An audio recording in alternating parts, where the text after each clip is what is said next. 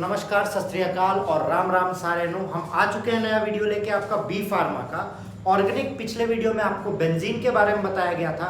अब आपकी unit 1 start करेंगे। रात के बज रहे हैं 10 और हम आपके लिए कर रहे हैं स्ट्रगल। तो हमें आगे पहुंचाइए, शेयर कीजिए और समझ में आए तो कमेंट करके जरूर बताइए। तो आइए देखते हैं हम क्या स्टार्ट करने वाले हैं आईमेट फाउंडेशन के अंदर। तो बेंजीन एंड इट्स डेरिवेटिव आपको दिख रहा होगा। तो आइए इसे ओपन करते हैं और देखते हैं आगे की कहानी। तो देखिए बच्चों, benzene and it's derivative benzene and it's derivative आपको दिख रहा होगा फार्मास्यूटिकल ऑर्गेनिक केमिस्ट्री यूनिट 1। तो देखिए क्या पढ़ने वाले हैं आपके सिलेबस के हिसाब से देखते हैं। BP 301T pharmaceutical organic chemistry second theory में कोर्स कंटेंट आपको दिख रहा होगा, जिसमें यूनिट 1 है बेंजीन एंड इट्स डेरिवेटिव। और इसी यूनिट को आज हम कवर करने की कोशिश कर रहे हैं आज के वीडियो में, जिसमें एनालिटिकल, सिंथेटिक और बाकी एविडेंस, स्ट्रक्चर का डेरिवेशन, ऑर्बिटल पिक्चर, बेंजीन में रेजोनेंस, एरोमेटिक कैरेक्टर और हकल रूल, इसका आपको नोट्स भी प्रोवाइड करने की कोशिश की जाएगी। नेक्स्ट प्रीवियस जो यूनिट था आपका फिजिकल फार्मास्यूटिक्स, उसकी यूनिट आपको मिल चुकी है। तो हमसे जुड़े रहिए, वीडियो देखते रहिए और 30 मिनट की शांति के साथ भगवान का नाम लेके स्टार्ट करते हैं आपका वीडियो। तो जैसा कि आपको दिख रहा है बेंजीन के बारे में, कोई दूसरा कलर लेने की कोशिश ना की जाए, ग्रीन ही रहने देते हैं, कि बेंजीन एक कलरलेस लाइट येलो लिक्विड है रूम टेम्परेचर पे, स्वीट ओडोर, हाईली फ्लेमेबल और नेचुरल सोर्स बेंजीन का है वोल्केनोस, फॉरेस्ट फायर। एक और कहानी लिखी है कि बेंजीन नेचुरल पार्ट होता है crude oil, gasoline, cigarette smoke जो पीते हैं, और इसका आईयूपीएसी नेम है बेंजीन। दूसरे नाम इसके बेंजोल है, साइक्लोहेक्सा 135 ट्राईन या 135 साइक्लोहेक्सा ट्राईन। अब ऐसा क्यों कहा जाता है, यहां पे आपको दिख रहा होगा, इसको कहते हैं orbital structure of benzene. Orbital structure of benzene पर अगर हम इसका ऑर्गेनिक स्ट्रक्चर बनाने की कोशिश करें तो ये क्या बोल रहा है, साइक्लोहेक्सा मतलब 6 कार्बन है और जो साइक्लिक है, देखिए साइक्लिक है और 1 2 3 4 5 6 है और 135 पे ट्राईन है। तो अगर ये पहला कार्बन है तो पहला इन, दूसरा और तीसरा इन यहाँ पे और चौथा और पांचवा इन यहाँ पे।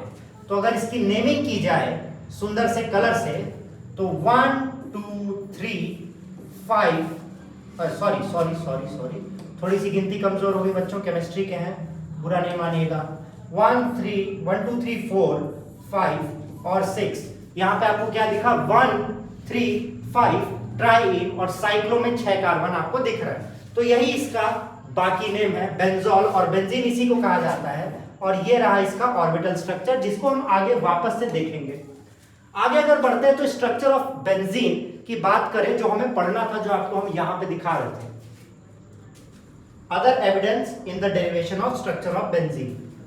तो स्ट्रक्चर ऑफ बेंजीन में कुछ फैक्ट्स हैं जो केक्यूले के फॉर्मूला को, केक्यूले फॉर्मूला हम आगे बताएंगे कि क्या होता है केक्यूले फॉर्मूला, उसको सपोर्ट करते हैं।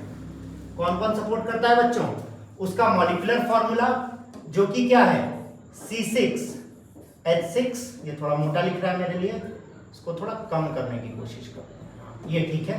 C6H6 open chain structure not accepted, मतलब कार्बन का 6 कार्बन स्ट्रेट चेन कह रहा है, ये हम एक्सेप्ट नहीं करेंगे।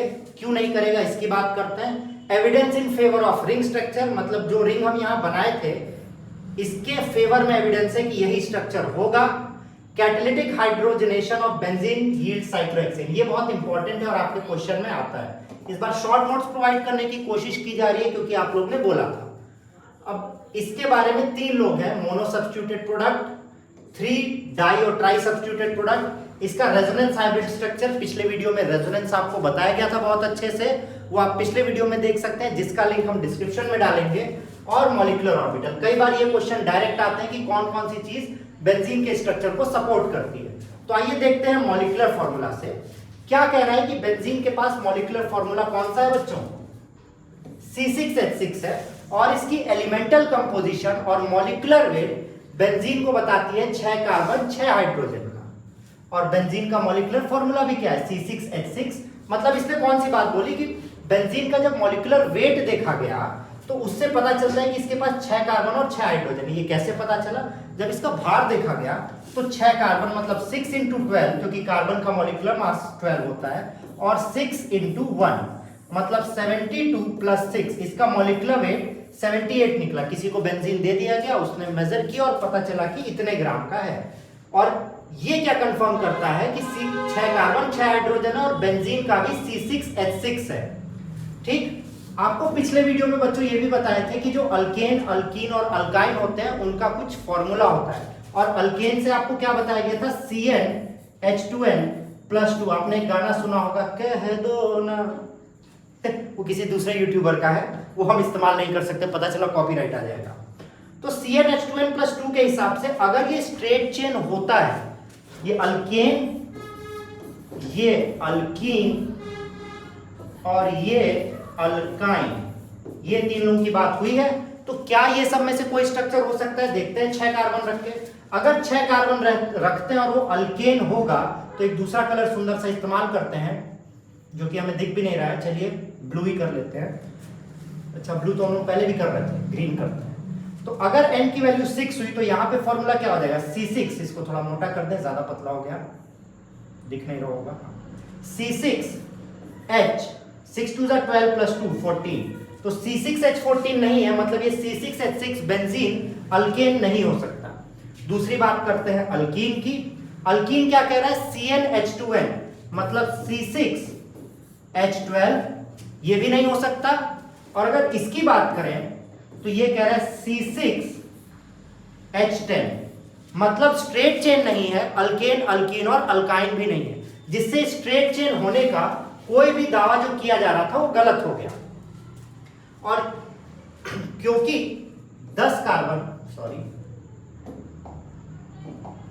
इसको थोड़ा सा और पतला कर दिया जाए, 0 फिगर, क्योंकि यहां पे 10 कार्बन वाला भी नहीं है, 12 भी नहीं है और 14 तो एकदम नहीं है, कम कार्बन है इससे। इसका मतलब स्ट्रेट चेन तो नहीं है, बट क्या जरूर है? हाईली अनसैचुरेटेड है हेक्सेन से। जिससे क्या पता चला, हमने क्या कंक्लूड किया कि 6 कार्बन का एटम है बेंजीन में और जो डबल और ट्रिपल बॉन्ड से लिंक है, जिससे कि स्ट्रेट चेन या क्लोज रिंग दोनों बन सकती है, जैसा कि केक्यूले ने कहा था। अब बढ़ते हैं अगले वीडियो, अगले open chain structure not accepted. ये देखिए, ये आपको फॉर्मूला इस्तेमाल करके अभी ये हमने बताया कि ओपन चेन क्यों एक्सेप्ट नहीं किया गया था। यहां पे दोबारा आप चाहें तो लिख सकते हैं अल्कीन अल्काइन, मतलब अल्टरनेट बॉन्ड जो यहाँ पे बात की जा रही थी, that 6 carbon atom in the benzene were linked by double और ट्रिपल बॉन्ड। तो अल्टरनेट अगर हम रखते हैं तो यहाँ पे देखिए 1 2 3 4 5 6 कार्बन है, पर हाइड्रोजन कितना आ रहा है? 2 3 1 4 और 2 6 कार्बन आ रहा है। ये एक्सेप्ट क्यों नहीं किया गया? क्योंकि अजीब सा डबल और ट्रिपल बॉन्ड हो रहा था। ठीक है, सेम स्ट्रक्चर ये सारे भी नहीं हो रहे थे। अब इसका रीजन क्या है? तीनों में C6H6 तो आ रहा है, पर क्यों नहीं एक्सेप्ट किया गया? एक देखिए इंपॉर्टेंट बात लिखी है, they didn't give the usual reaction of alkene और alkyne। अब अल्कीन और अल्काइन कौन सा रिएक्शन देते हैं, ये आपके एग्जाम में जरूर पूछा जाएगा।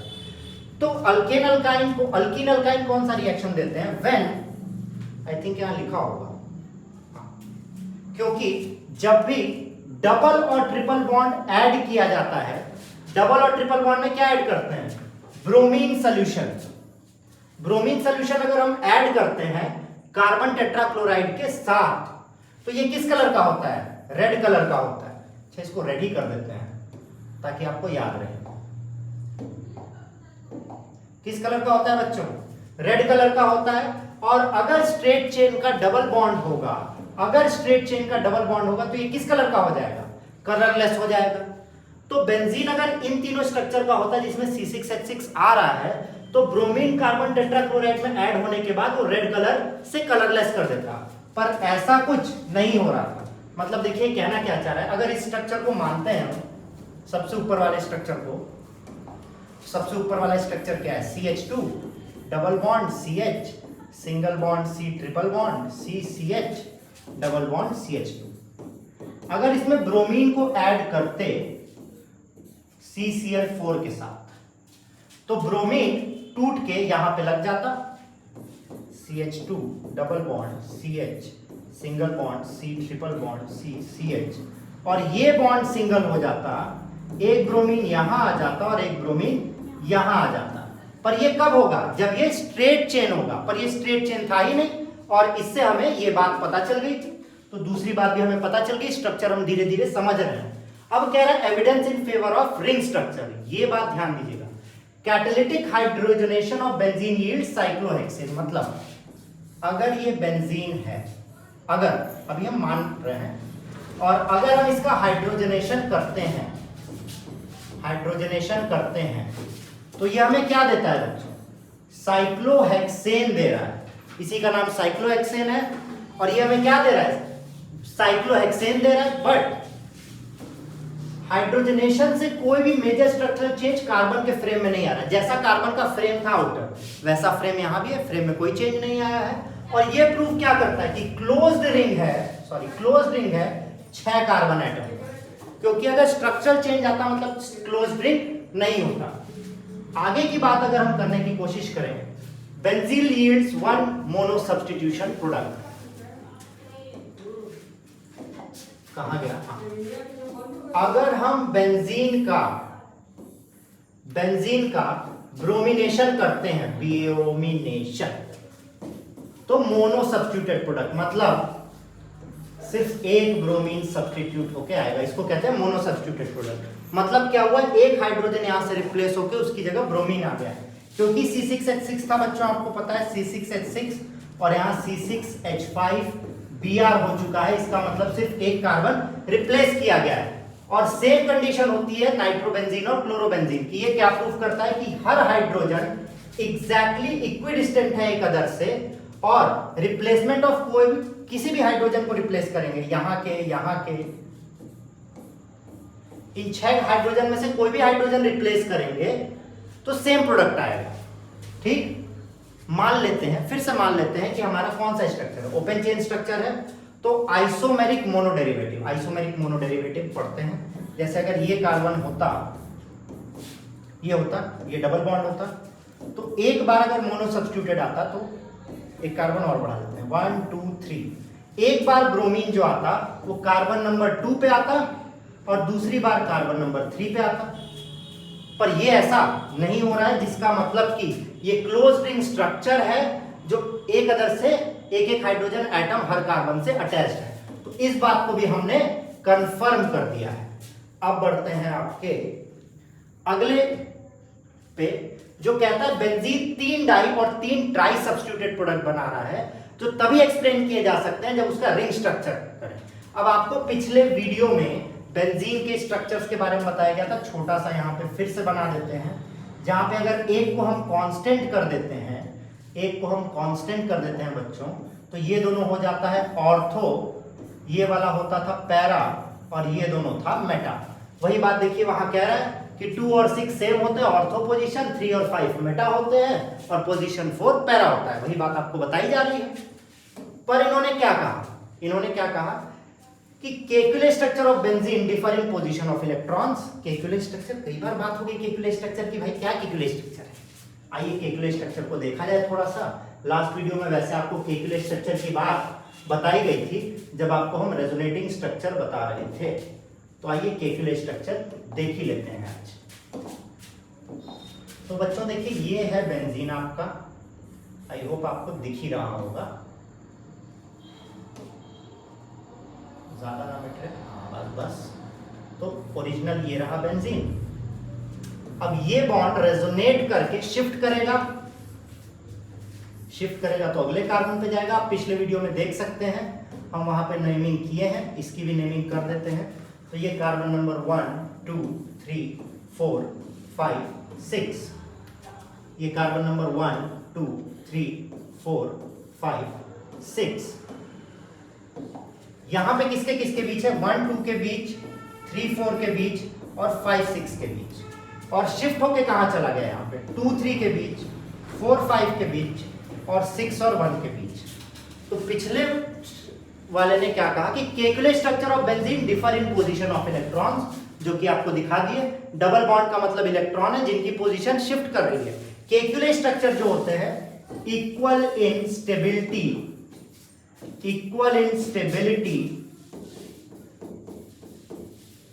एंड एनर्जी होते हैं। बच्चों वीडियो थोड़ा सा लंबा हो रहा है, थोड़ा सा और झेल लीजिए, आप लोग को खत्म कर दिया जाएगा, मतलब आप लोग को नहीं खत्म करेंगे, सॉरी, वीडियो खत्म कर देंगे। तो यही बात आपको बता रहे हैं, इक्वल कंट्रीब्यूशन बताते हैं ये सब बात। अब ये पता कैसे चला, जब हमने उसका हीट ऑफ कंबशन निकाला। हीट ऑफ कंबशन देखते हैं बच्चों।